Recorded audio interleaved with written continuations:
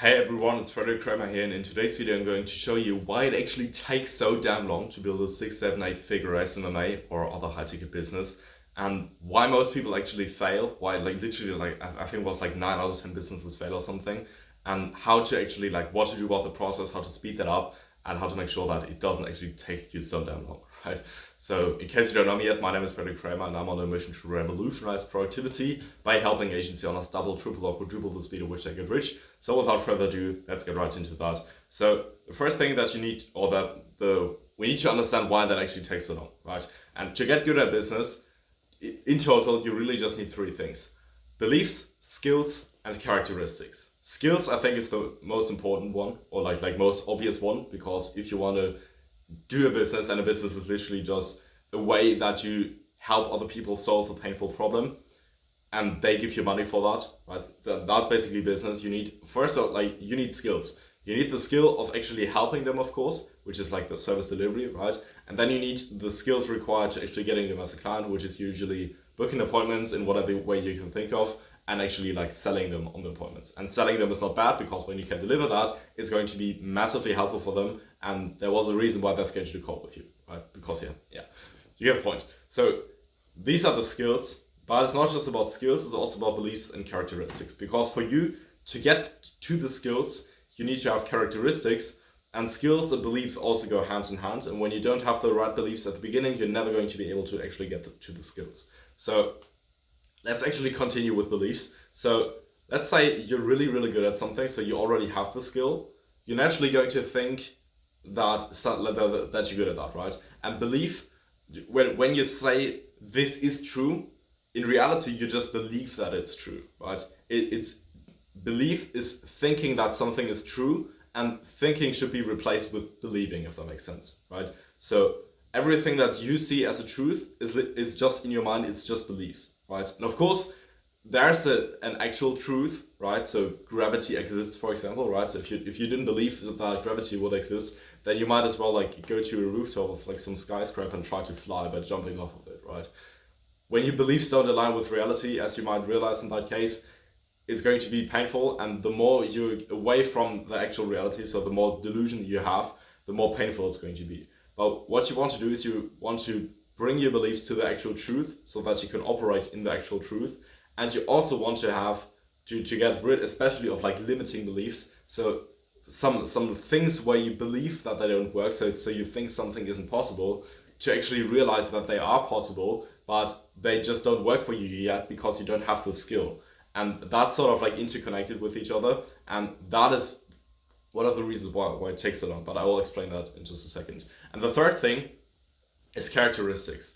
And the characteristics necessary that you need, for example, are malleability, so being able to fit into a new situation and adapting, or sorry by the way if there's any sound in the background, but I hope you don't hear it right now, right? So it's malleability, it's focus, really, really important. If I didn't have focus, then I'll be distracted by the sun and will try to remove it or something, right? Not that good. It's emotional stability, right? So if someone is telling you to be shit or something, and you really take that personally, of course it's going to be way more painful than when you just don't care, right? Then it's also confidence to some degree. It's maybe looking a bit more professional, which is really hard for some people at the beginning, because if you start a business when you're not that extremely old, people are just going to disrespect you naturally a little bit more, which is shit, right? Because it doesn't age does not necessarily mean that you're worse, unless it takes literally decades to build a certain skill, but that usually isn't the case, right? You can get extremely good, 95% perfect, within way less than a few decades. I think you get the point, right? Also, other characteristics are discipline, of course, doing something when you don't want it, and just being consistent is also important characteristics, right? And you need all of them. And the reason why it takes so long is because it just naturally takes a lot of time to learn something. When you think about how long people take to for a degree or something, you see that they're actually studying for 3 to 5 years or something, right?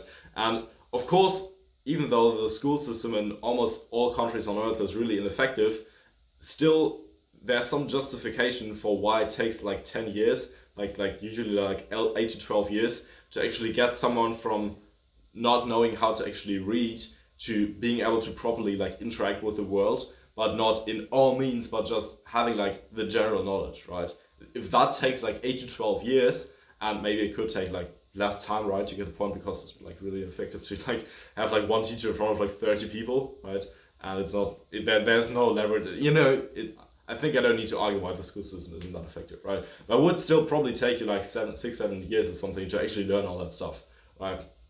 Because getting a new process, like your mind has to like form new neural pathways. You need to repeat the skill. Most skills you actually can't repeat that much, because you need to learn like multiple skills at once in the business, right?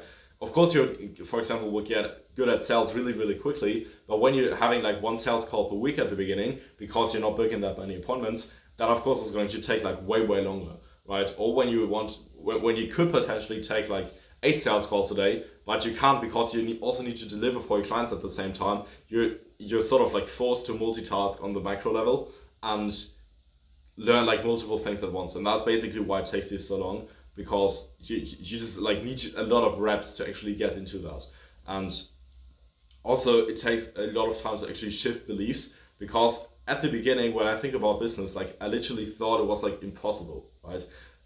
For example, like shortly before I started my business, I started going to the gym and exercising and everything, and I maybe had some limiting beliefs that I could really like look as good at like models or something, right? For some reason I didn't believe that, but after like 3-4 months I realized, okay, no, it's actually quite easy, right? You just like need to do these things here. You just need to do push-ups and like pull-ups and whatever, and like all these like exercises, and then at some point you literally, like when you focus on your diet and stuff like that, it's not actually that hard. But in business, it's not just about following your diet and doing like a few exercises. It's way, way more complex. And I found I had a ton of limiting beliefs at the beginning, which was like more than 2 years ago, right? And I thought like, oh no, that like this is impossible. People are not going to take me seriously. People are, I don't know, whatever. Like, how can I actually build an offer? Why would I be more valuable than other competitors? Isn't the market saturated, right? And like these are all limiting beliefs that people have in the beginning, but you don't get rid of them within like a week or like a month, right? It just takes you like longer than that. And also like changing your beliefs, of course, is also a way of learning. And basically it's just the way in your mind that something is changing. And ironically, learning, of course, works a bit faster, or most people believe that, some people don't believe that, which is because of like neuroplasticity. So the younger you are, the quicker you can actually learn new things, right? So when you're like way older, of course, that shouldn't be like a limiting belief of yours, because and you have like more confidence from other people anyway, because you look older, right? But the younger you are, the quicker the easier it's going to be to change beliefs and skills and stuff. And also because you just had less years of sort of believing the wrong thing, right?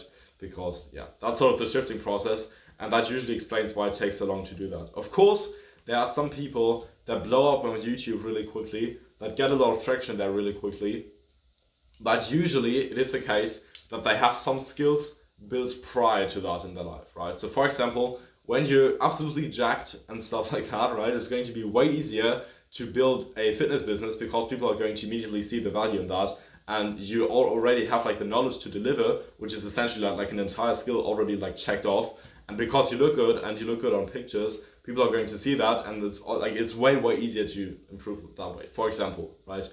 Or maybe you have like a really good coach and they're giving you like really good feedback, and you can learn that like really quickly. That could also be the case, but most of the time it literally takes 2, 3, 4 years for someone to actually get from 0 to 7 figures, right?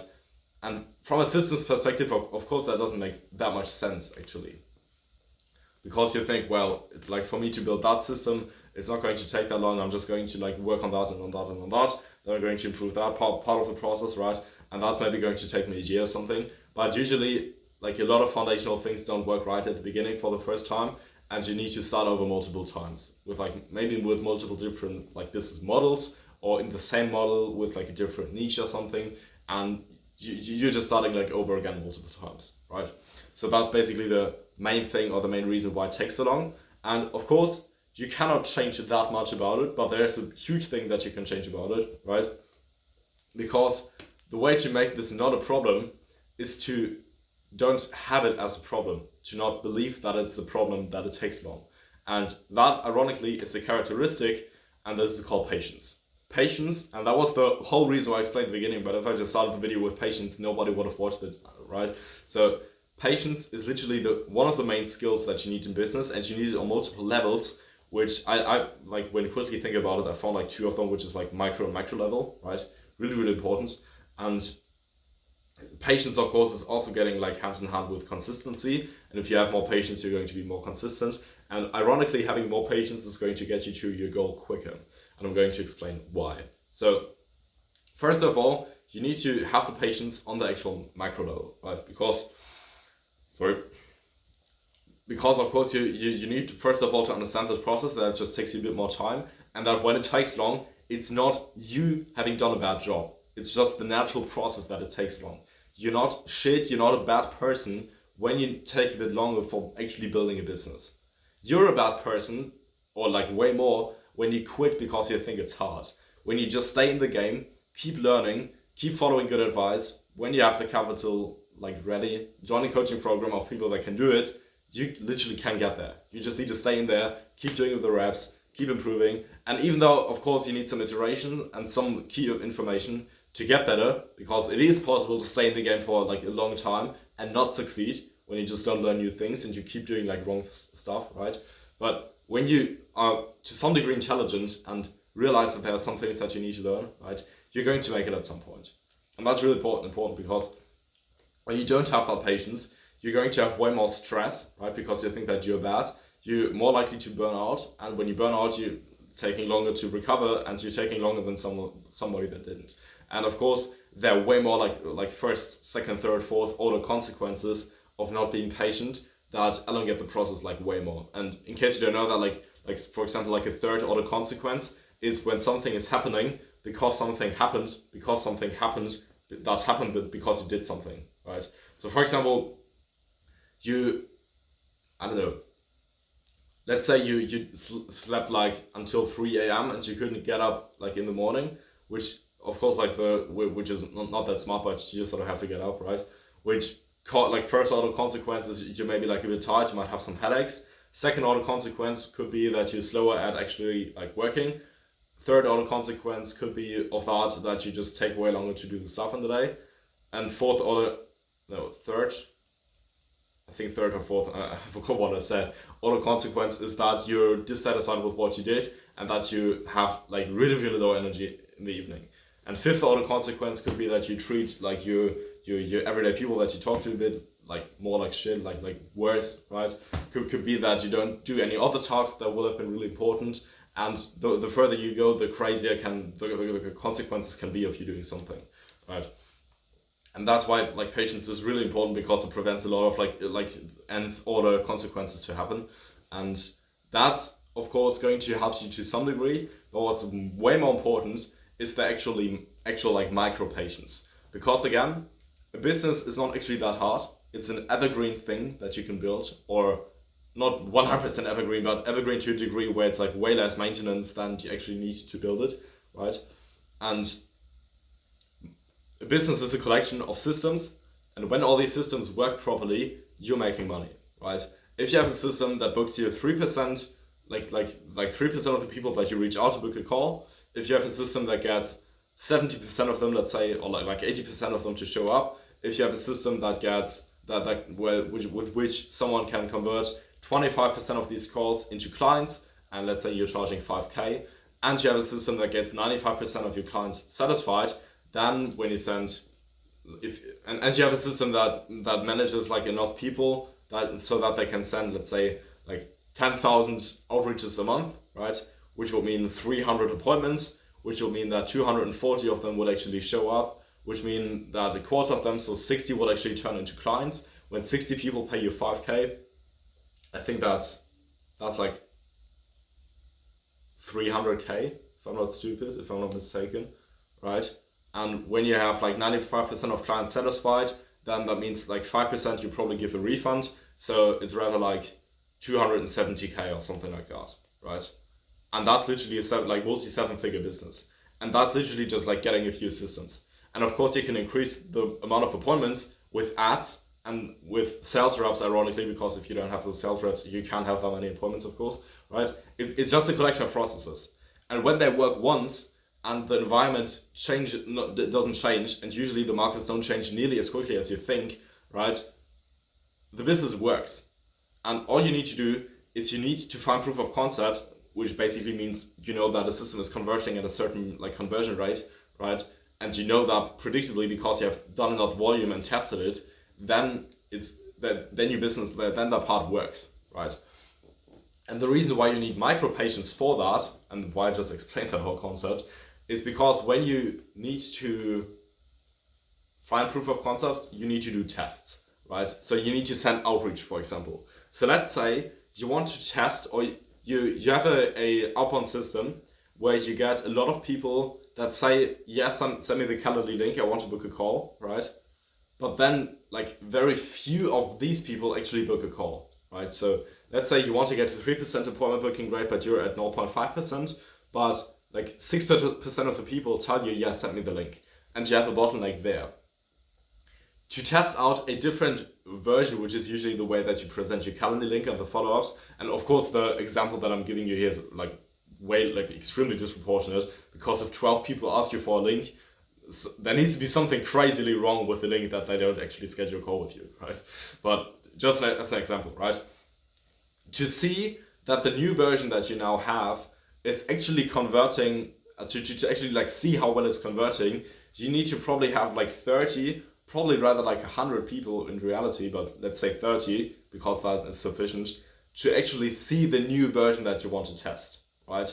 And when 6% of the people you reach out to only like interact with that, and you want 30 people to see that, then you need to send 500 outreaches to do that.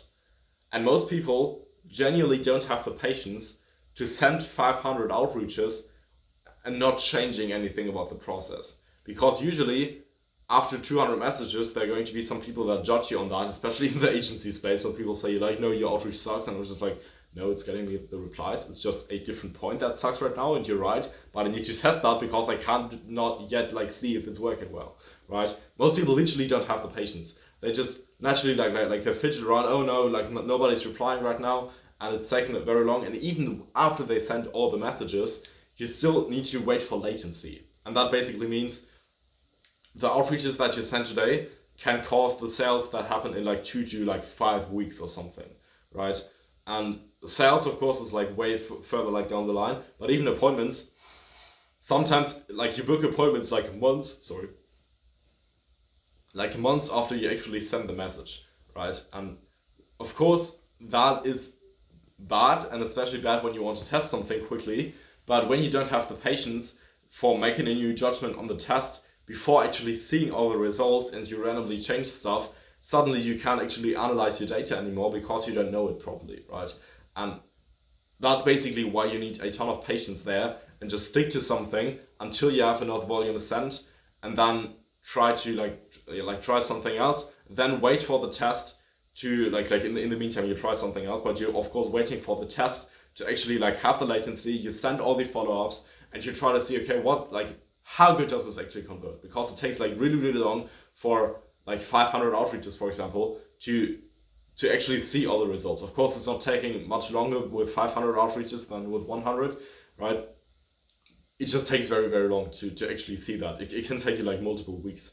And sometimes you actually change something about the process where you would later realize that it actually worked well, right? So that's really, really tricky, and that's why you need the actual like micro patience on that level. And if you have that micro patience, it's going to get way quicker for you, right? Or let's give you a different example. Like when you want to get better at sales, you should always have like 30 calls or something with a certain pitch and whatever and process, and like objection handling process and how you conduct the calls to see if it's actually working, right? And when you have 20 calls done and none of them closed, you're going to think the process is shit. I don't need to do the other calls. I already know it's bad, so I got to change something. But maybe you have a really good process that's converting at like 30%, and it was just of crazy coincidence that literally the 10 calls after that are going to get closed. And actually, we as humans are not like, when something, let's say like 50, let's say after 50% sales conversion, right? And it doesn't didn't close, didn't close. It's way more likely for us as humans to have like not close, and then it's like close, right? Because we have like we don't shift like this. We shift like a bit slower, And sometimes we have like streaks or something where you probably know the term, right? It's for some reason in our human behavior that's more likely to happen. So it's actually more likely to have something like didn't close for like 15 times and then you close for like 5 times and then something else again, than to actually have like didn't close, close, didn't close, close, or something like that, right? And what I basically mean by that is you need to be patient when a process completely sucks for a lot of time, to just keep going and keep testing until you have the full like actual test done to see whether something is working. Because if you don't see if something is working, you can't like get proof of concept and scale the business eventually. And that's why that is really important. And ironically, when you don't have the patience and change something of the process, even though you maybe had a process with like 30% sales conversion rate that you could have scaled, right? Then you're trying something else and suddenly it works way less, like way worse. And then you're testing something else again. Then you might think, oh yeah, this business kind of sucks. I got to change my niche. Like if you change such foundational things, you're going to elongate the process a lot for actually getting further. And that's why micro patience and macro patience both are incredibly important for actually getting your results quicker, right? And to choose, like, of course, we as business owners still want to get results quickly. So to give you some thought models that are going to help you basically like meddle with the thought that like building a business takes long, is first of all the moat, right? You might be familiar with the concept. You got to sort of imagine that let's say like getting rich is a castle, or like no, let's actually say castle. You might as well like say like some huge mountain or something, but let's say castle. And to get rich, like around this castle of getting rich, there are like 500 moats that you need to cross, and you don't have any like bridge or something. You just need to get over them, right? Like walk through them however you want to do it, right? And getting good at sales is one mode. Getting like emotionally stable is one mode. Getting like being more articulate at speaking is one mode. Being disciplined is one mode. Being consistent is one mode. And of course, they don't have a linear order most of the time, because some of these are characteristics and others are beliefs. But even like changing a belief is one mode, right? What I mean with mode is it's hard to overcome, but when like each time when you go through something that's painful, you got to remind yourself that everyone else that wants to build a successful business in the way that you do also needs to do that, right? And whenever you do something that's really, really hard and you succeed at that, you know, okay, now I'm going to have way less competition because all my other competitors didn't do that, right? I personally didn't know how many people from the people that started the business in 2023 in the online space when they were teenagers are still running the business, but I'm pretty sure that lots of them actually don't do that anymore because they quit for some reason, right? Maybe 50%, 70% quit, I have no idea, could be the case, right? And just like staying in the game, for example, is also another mode. And the longer you do that, the easier it's actually getting, right? And that is basically like waiting for so long is just another mode. And the reason why success is so valuable and why people want it so much is because so few people can actually manage to get it, right? And if you're there and you think, well, this sucks, this is boring, this takes long, just think like, all the other people won't be able to wait for so long, but I will, and therefore I deserve to be successful, right? Because that's, of course, that's maybe a bit immoral or something, but that's just the nature, it's just the reality of the business, right? So that's the first one. Second one is when you know that it's going to take very long, you can actually enjoy the process more. What I used to do, and probably most people when they started, is I wanted to do everything as quickly as possible, and of course I still want to have like very high outputs and stuff, but I didn't do it with actual like some kind of fun, right? I didn't like go to my Instagram DMs and thought like, okay, well, what did the suckers reply today? Of course not like the actually like meaning that, but to some degree, because some people like behave disrespectful, and then when someone is saying like, no, your outreach sucks, and I was just like, no, my outreach doesn't suck, you suck. You know, you just need to have like some fun with the process and sort of like ignore the stuff and say like, okay, what objections is this guy on the call giving me today, right? Just have like more positivity in there, and that like when you have more patience to actually build the stuff, and you know it's going to take long anyway, and it's just about making the reps today, you're not going to have that sort of pressure that you need to perform really well in terms of like getting the outputs. Of course, you want to perform as well as you can with the inputs, but you don't want to you can't force yourself to get good outputs because there's latency between inputs and outputs, of course, right? And then a third concept to speed the process up, ironically, is pain equals speed, right? There is always a thing in the business that seems most painful for you, right? So for example, when someone is starting out at the business, building the service seems like a really easy thing to do, right? But when you have clients and the clients are sort of like, they just paid you like $5,000 per client or something, and they want to get results now and you don't have the process, building that process is going to be way more painful, right? Or going on sales calls when you're starting the business for the first time and you just build your offer, it's not going to sound as painful as when you know I'm going to have 15 calls next week, right? That all just sound way more painful. And the reason why there's pain is because your mind realizes, okay, now is time to change, and your mind doesn't want to change because change is difficult, because it needs to restructure something that it has probably built for years, and that needs to be broken. That sort of like part of your brain, of course not like literally, but it's sort of like killed off, right? So the wrong belief, for example, wants to survive in your mind, but it's going to be killed off, right? And or like some like way of thinking, some skill, and learning that is hard. And your mind is naturally going to find the processes the most painful that are the closest or the highest leverage in terms of you getting to success, right? So for example, right now, like I started the specific business that I have right now about 3 to 4 months ago, and right now I'm more and more shifting to the part where I want to like have a lot of sales calls, and especially at the beginning, I had like my biggest point of resistance was actually taking these calls, right? Because people at the beginning will maybe judge me for my offer, some other parts, or I wouldn't know like how to probably ask a question, or I wouldn't understand them to 100% because they speak like a different language, of course, than what I'm used to, and I'm not 100% articulate at that language and stuff like that, right? You're building like a lot of limiting beliefs there to some degree, of course, as well, right? The thing that's most painful, what I want to say, is the one that it's going to get you further the quickest. And of course, you cannot to 100% say, now I'm just going to do sales calls because people need to book the calls, and that only happens when you have good outreach and a high volume, right? Or like good ads and a high volume, high ad spend, whatever, right? But like every day, what I do is I just think like of what what task do I want to do the least in the business, right? And it's shifting like a little bit at the moment, right?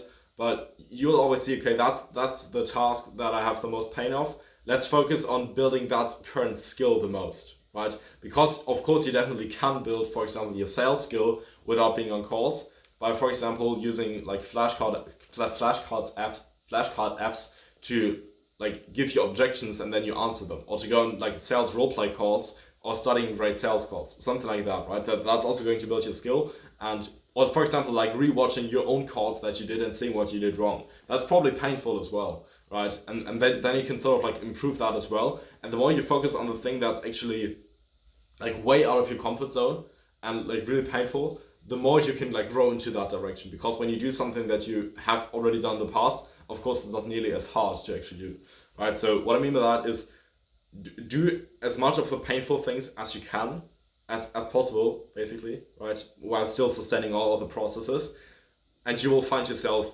making progress way quicker, right? And of course, feedback is also helping with that a lot. That doesn't mean that you need to buy from me and to join like anything that I offer. I just want to casually mention, like when you have like direct feedback from another person that can do that, they can look at specific like parts of a sales call, for example, together with you, and tell you what's wrong. That's going to massively help you, of course, right? Or like make Loom videos on your outreach scripts and say like, okay, no, that was good, that was not good, or something, right? Of course, when people do something for you, that's also good, but that's not like the ideal thing, because you still want to be like own the process yourself, right? But that's really, really important. So to sum it up, taking a business takes long because you need to build skills, beliefs, and characteristics. And these are naturally happening processes in your mind. And when you don't have any of these at the beginning, it's just going to take a few years to do that. There's not much that you can do about that. The best thing that you can do to speed up the process is to be patient, one on the macro level. So just have it a bit more chill, of course, like focus on the inputs, but don't think that you're a bad person when you didn't get the outputs quickly. Just think, today I've inputted a high amount. That's great. Let's do the same thing tomorrow, and just like be fine with the thought of not getting results, even though you're doing so much for like a year or two, right? Just like aim without, or maybe even more years, right? And don't set yourself some like crazy time frame goals if you haven't done a certain process in the past and you don't even know how long it takes you like to learn that, right? don't do stuff like that, right? So that's macro level. On the micro level, just complete tests, right? That's really important. So yeah, by the way, if you want to scale an agency, but at the end of each day you feel like you could have done 10 times more, that's the link in the description where you can check out how we can help you beyond these videos. It doesn't matter to me really if you click that or not. What matters to me is that your time is being saved, so I just wanted to leave that door open. And of course, when you want YouTube to recommend you more half-hour long videos that tell you to be patient, ironically, then of course feel free to like, subscribe, and comment maybe. If you have like another idea, something that you want to have some help with in the agency like context, let me know, of course. And yeah, other than that, I really appreciate you watching this to the end. That means you have patience to at least watch a video like this. Just implement the processes of patience. Ask yourself what's the most painful thing. Do the most painful thing, right? So yeah, that being said, wish you all the best, and I'll see you in the next one. Bye.